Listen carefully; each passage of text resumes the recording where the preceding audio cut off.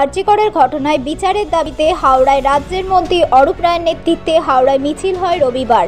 এই দিন মিছিল শুরু হয় দালাল পুকুরের সামনে থেকে। সেখান থেকে নেতাজি সুভাষ রোড হয়ে মল্লিক ফটক হয়ে হাওড়া ময়দান মেট্রো চ্যানেল পর্যন্ত যায় এই মিছিল। মিছিলে খেলোয়াড়, চিকিৎসক, সমাজকর্মী, শিল্পী, সাহিত্যিক সহ বিভিন্ন অংশের মানুষ অংশগ্রহণ করেন। মিছিলে পা মেলান হাওড়ার সাংসদ প্রসূন ব্যানার্জিও।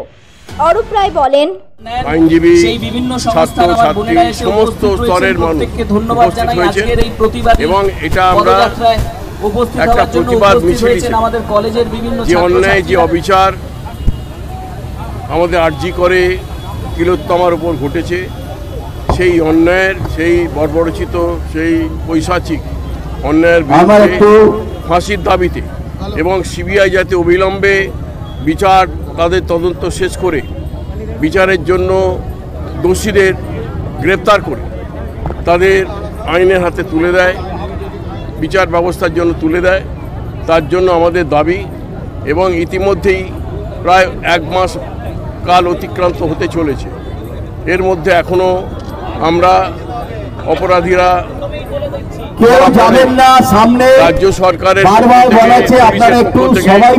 একজন অপরাধীকে ধরা হয়েছে, এরপরে আর কোনো অপরাধী ধরা পড়েনি।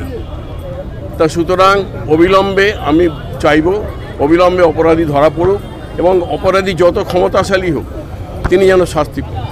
সুপ্রিম কোর্টের আদালতের বিচার নিয়ে অনেকের প্রশ্ন আছে, দীর্ঘসূত্রতা যেন না হয়, অর্থাৎ সেখানে টাল বাহানো যেন না চলে, এটা নিয়ে একটা ক্ষোভ আছে মানুষের মধ্যে। আমি একজন আইনজীবী, আইনের পেশার সঙ্গে যুক্ত ছিলাম। তা সুতরাং সুপ্রিম কোর্টের বিরুদ্ধে আমার বক্তব্য কিছু নেই। তবে একটা কথা বলবো, আমরা চাই বিচার দ্রুত সম্পন্ন হোক, এবং শুধু সুপ্রিম কোর্ট নয়, এখানে সিবিআই তো দেরি করছে, এতদিন হয়ে গেছে, এতদিনেও একটা আসামি বা এই তদন্তের কিনারা হয়নি। তা সুতরাং আমরা চাইব এটা দ্রুত তদন্ত হোক এবং বিচার হোক। আমরা দোষীদের ফাঁসির দাবিতে আমাদের আন্দোলন, সেই আন্দোলন আমরা চলছে, যতদিন না আমরা বিচার পাচ্ছি ততদিন আমাদের আন্দোলন চলবে।